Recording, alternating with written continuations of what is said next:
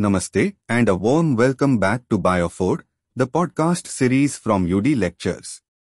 I'm excited to introduce you to a new voice on BioFord. For our exploration of Unit 2, Structural Organization in Plants and Animals, we have a fantastic new addition to the team. Get ready to delve into the fascinating world of plant and animal anatomy with your sweet Emain. She's a brilliant biologist and an engaging educator, and I know you are going to love learning from her. Hello everyone. I'm thrilled to be joining BioFord for this new unit. We are kicking things off with Chapter 5, Morphology of Flowering Plants. So, grab your textbooks, a cup of tea, and get ready to explore the wonderful world of flowering plant morphology right here on BioFord. Let's blossom. First and foremost, some basic of Unit 2. The description of the diverse forms of life on Earth was made only by observation, through naked eyes or later through magnifying lenses and microscopes. This description is mainly of gross structural features, both external and internal. In addition, observable and perceivable living phenomena were also recorded as part of this description. Before experimental biology, or more specifically, physiology, was established. As a part of biology, naturalists described only biology. Hence, biology remained as a natural history for a long time. The description, by itself, was amazing in terms of detail. While the initial reaction of a student could be boredom, one should keep in mind that the detailed description was utilized in the later-day reductionist biology where living processes drew more attention from scientists than the description of life forms and their structure. Hence, this description became meaningful and helpful in framing research questions in physiology or evolutionary biology. In the following chapters of this unit, the structural organization of plants and animals, including the structural basis of physiological or behavioral phenomena, is described.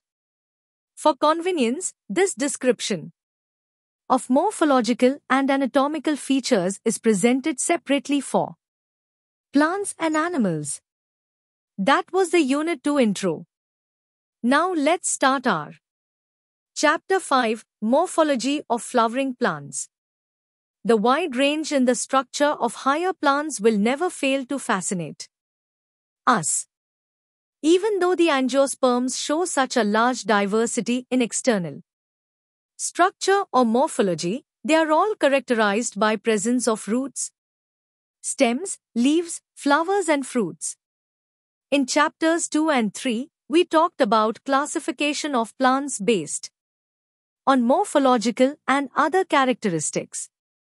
For any successful attempt at classification and at understanding any higher plant, or for that matter any living organism, we need to know standard technical terms and standard definitions. We also need to know about the possible variations in different parts found as adaptations of the plants to their environment, example, adaptations to various habitats for protection, climbing, storage, etc. If you pull out any weed, you will see that all of them have roots, stems, and leaves. They may be bearing flowers and fruits. The underground part of the flowering plant is the root system, while the portion above the ground forms the shoot system, figure 5.1. 5.1 The root. In majority of the dicotyledonous plants, the direct elongation of the radicle leads to the formation of primary root which grows inside the soil. It bears lateral roots of several orders that are referred to as secondary, tertiary, etc. roots. The primary roots and its branches constitute the taproot system, as seen in the mustard plant, figure 5.2a. In monocotyledonous plants, The primary root is short-lived and is replaced by a large number of roots. These roots originate from the base of the stem and constitute the fibrous root system, as seen in the wheat plant, figure 5.2b. In some plants, like grass, monstera and the banyan tree, roots arise from parts of the plant other than the radicle and are called adventitious roots, figure 5.2c. The main functions of the root system are absorption of water and minerals from the soil, providing a proper anchorage to the plant parts, storing reserve food material and synthesis of plant growth regulators. 5.1.1 Regions of the root. The root is covered at the apex by a thimble-like structure called the root cap, figure 5.3. It protects the tender apex of the root as it makes its way through the soil. A few millimeters above the root cap is the region of meristematic activity. The cells of this region are very small, thin-walled and with dense protoplasm. They divide repeatedly. The cells proximal to this region undergo rapid elongation and enlargement and are responsible for the growth of the root in length. This region is called the region of elongation. The cells of the elongation zone gradually differentiate and mature. Hence, this zone, proximal to region of elongation, is called the region of maturation. From this region, some of the epidermal cells form very fine and delicate, thread-like structures called root hairs. These root hairs absorb water and minerals from the soil. 5. To the stem. What are the features that distinguish a stem from a root? The stem is the ascending part of the axis bearing branches, leaves, flowers and fruits. It develops from the plumule of the embryo of a germinating seed. The stem bears nodes and internodes. The region of the stem where leaves are born are called nodes, while internodes are the portions between two nodes. The stem bears buds, which may be terminal or axillary. Stem is generally green when young and later often become woody and dark brown. The main function of the stem is spreading out branches bearing leaves, flowers and fruits. It conducts water, minerals and photosynthesis. Some stems perform the function of storage of food, support, protection, and of vegetative propagation. 5.3 The leaf. The leaf is a lateral, generally flattened structure borne on the stem. It develops at the node and bears a bud in its axil. The axillary bud later develops into a branch. Leaves originate from shoot apical meristems and are arranged in an acropetal order.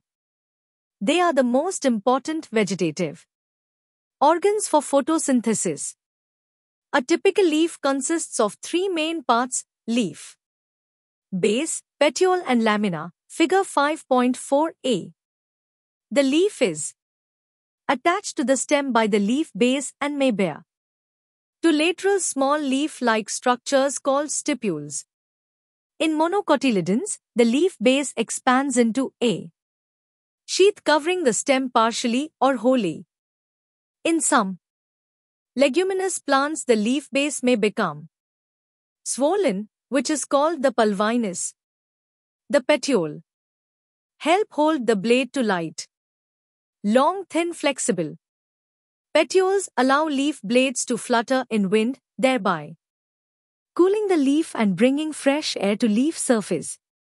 The lamina or the leaf blade is a green expanded part of the leaf with veins and veinlets. There is usually a middle prominent vein, which is known as the midrib. Veins provide rigidity to the leaf blade and act as channels of transport for water, minerals, and food materials. The shape, margin, apex, surface, and extent of incision of lamina varies in different leaves. 5.3.1 Venation. The arrangement of veins and the veinlets in the lamina of leaf is termed as venation. When the veinlets form a network, the venation is termed as reticulate, figure 5.4b. When the veins run parallel to each other within a lamina, the venation is termed as parallel, figure 5.4c. Leaves of dicotyledonous plants generally possess reticulate venation, while parallel venation is the characteristic of most monocotyledons. 5.3.2 Types of leaves. A leaf is said to be simple when its lamina is entire, or when incised, the incisions do not touch the midrib. When the incisions of the lamina reach up to the midrib, breaking it into a number of leaflets, the leaf is called compound. A bud is present in the axil of petiole in both simple and compound leaves, but not in the axil of leaflets of the compound leaf. The compound leaves may be of two types. Figure 5.5. In a pinnately compound leaf, a number of leaflets are present on a common axis, the rachis, which represents the midrib of the leaf as in neem. In palmately compound leaves, the leaflets are attached at a common point, i.e., at the tip of petiole, as in silk cotton. 5.3.3 Phyllotaxy. Phyllotaxy is the pattern of arrangement of leaves on the stem or branch. This is usually of three types: alternate, opposite and whorled, figure 5.6. In alternate type of phyllotaxy, a single leaf arises at each node. In alternate manner, as in China rose, mustard and sunflower plants.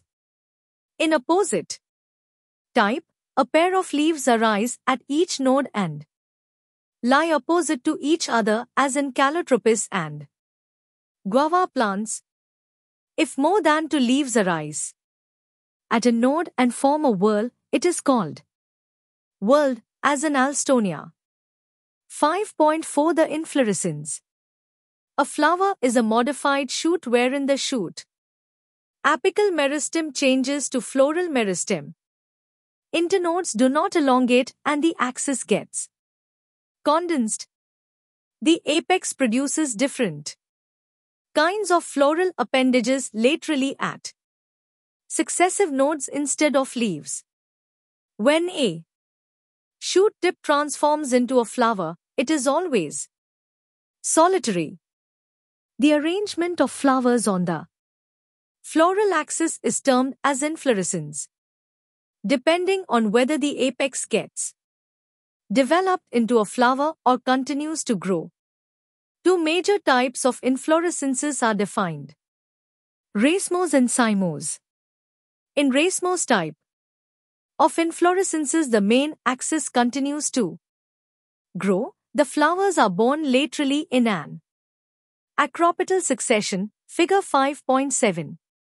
In cymose type of inflorescence, the main axis terminates in a flower, hence is limited in growth. The flowers are borne in a basipetal order, figure 5.7. 5.5 The flower. The flower is the reproductive unit in the angiosperms. It is meant for sexual reproduction. A typical flower has 4 different kinds of whorls, arranged successively on the swollen end of the stalk or pedicel, called thalamus or receptacle. These are calyx, corolla, andrecium and gynoecium. Calyx and corolla are accessory organs, while andrecium and gynoecium are reproductive organs.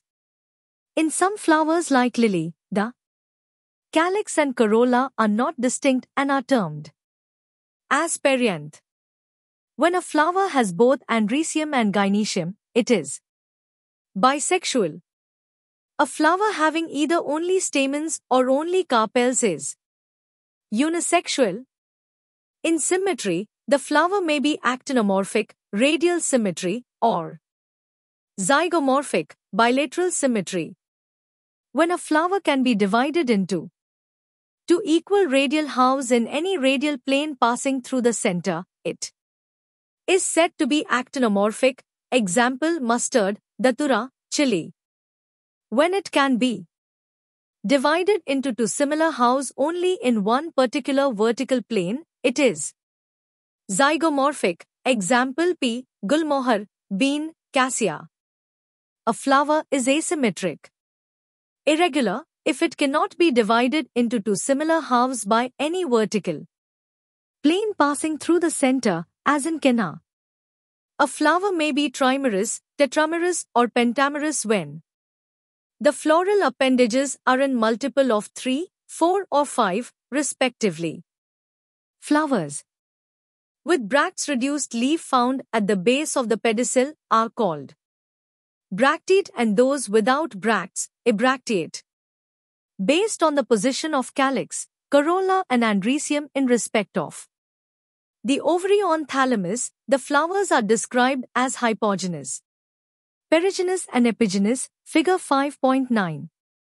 In the hypogynous flower, the gynoecium occupies the highest position while the other parts are situated below it. The ovary in such flowers is said to be superior, example mustard, China rose, and brinjal.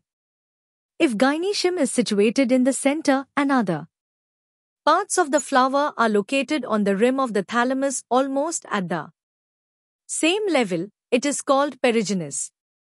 The ovary here is said to be half inferior, example plum, rose, peach. In epigynous flowers, the margin of thalamus grows upward, enclosing the ovary completely and getting fused with it. The other parts of flower arise above the ovary. Hence, the ovary is said to be inferior, as in flowers of guava and cucumber, and the ray florets of sunflower. 5.5.1 Parts of a flower. Each flower normally has 4 floral whorls, viz., calyx, corolla, androecium, and gynoecium, figure 5.10. 5.5.1.15.5.1.1 Calyx. The calyx is the outermost whorl of the flower, and the members are called sepals. Generally, sepals are green, leaf-like, and protect the flower in the bud stage. The calyx may be gamosepalous, sepals united, or polysepalous, sepals free. 5.5.1.25.5.1.2 Corolla. Corolla is composed of petals. Petals are usually brightly colored to attract insects for pollination. Like calyx, corolla may also be gamopetalous, petals united, or polypetalous, petals free. The shape and color of corolla vary greatly in plants. Corolla may be tubular, bell-shaped, funnel-shaped, or wheel-shaped. Estivation, the mode of arrangement of sepals or petals in floral bud with respect to the other members of the same whorl, is known as estivation. The main types of estivation are valvate, twisted, imbricate, and vexillary, figure 5.11. When sepals or petals in a whorl just touch one another at the margin, without overlapping, as in Calotropis, it is said to be valvate. If one margin of the appendage overlaps that of the next one, and so on, as in China rose, lady's finger, and cotton, it is called twisted. If the margins of sepals or petals overlap one another but not in any particular direction, as in cassia and gulmohar, the estivation is called imbricate. In pea and bean flowers, there are 5 petals, the largest. Standard, overlaps the two lateral petals, wings, which in turn overlap the two smallest anterior petals, keel. This type of estivation is known as vexillary or papilionaceous. 5.5.1.3 Andrecium. Andrecium is composed of stamens. Each stamen, which represents the male reproductive organ, consists of a stalk or a filament and an anther. Each anther is usually bilobed and each lobe has two chambers, the pollen sacs. The pollen grains are produced in pollen sacs. A sterile stamen is called staminode. Stamens of flower may be united with other members such as petals or among themselves. When stamens are attached to the petals, they are epipetalous as in brinjal or epiphyllous when attached to the perianth. As in the flowers of lily, the stamens in a flower may either remain free, polyandrous, or may be united in varying degrees. The stamens may be united into one bunch or one bundle, monoadelphous, as in China rose, or two bundles, diadelphous, as in pea, or into more than two bundles, polyadelphous, as in citrus. There may be a variation in the length of filaments within a flower, as in salvia and mustard. 5.5.1.45.5.1.4 Gynoecium. Gynoecium is the female reproductive part of the flower and is made up of one or more carpels. A carpel consists of three parts, namely stigma, style and ovary. Ovary is the enlarged basal part, on which lies the elongated tube, the style. The style connects the ovary to the stigma. The stigma is usually at the tip of the style and is the receptive surface for pollen grains. Each ovary bears one or more ovules attached to a flattened, cushion-like placenta. When more than one carpel is present, they may be free, as in lotus and rose, and are called apocarpous. They are termed syncarpous when carpels are fused, as in mustard and tomato.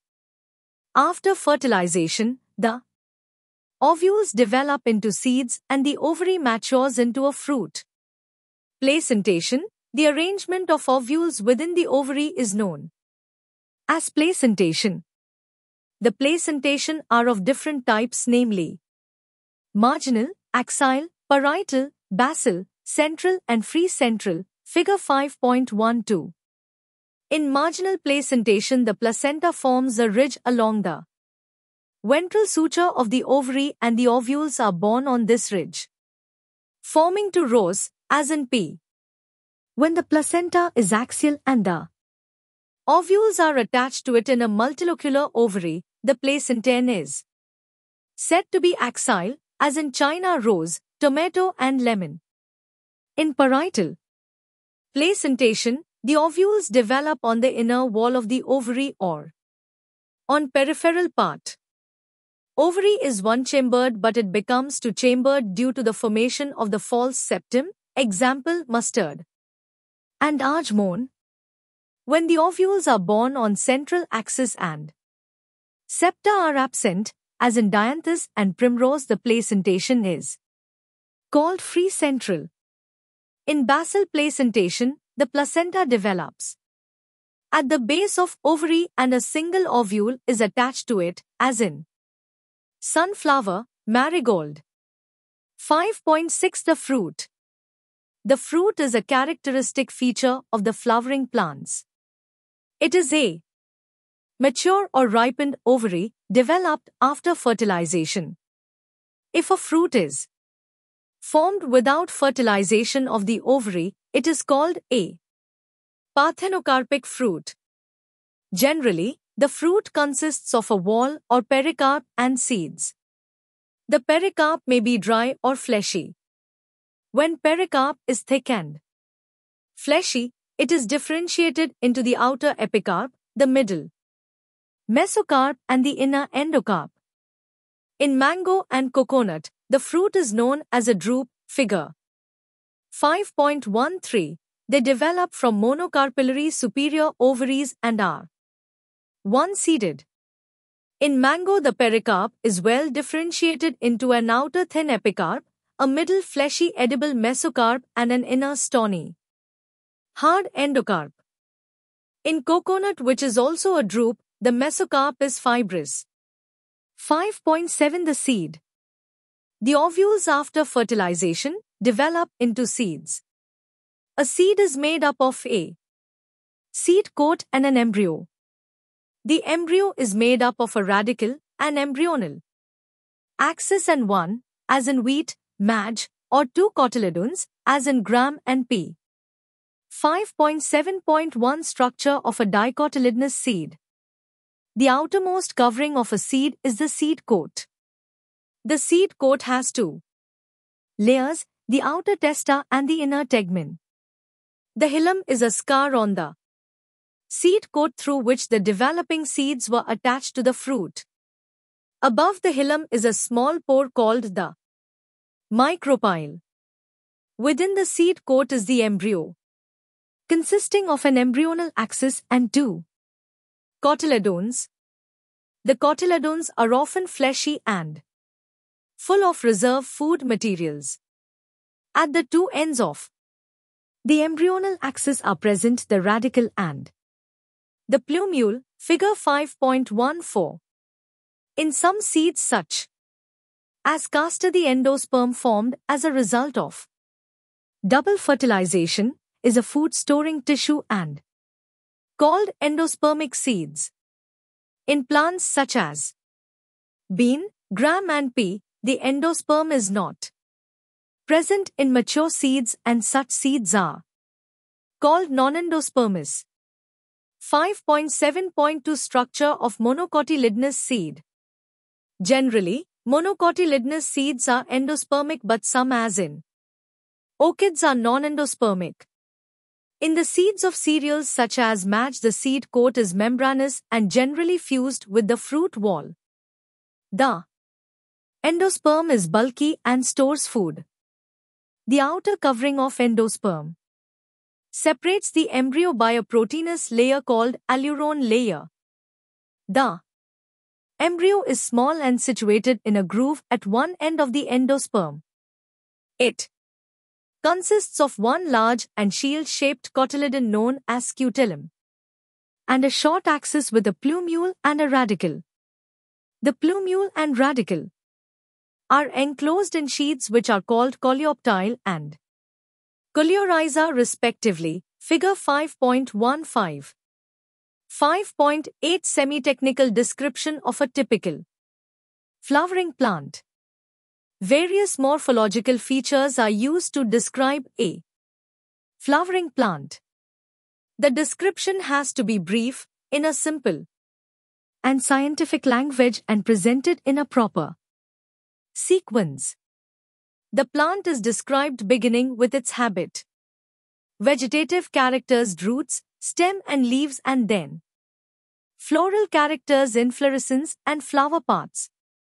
After describing various parts of plant, a floral diagram and a floral formula are presented.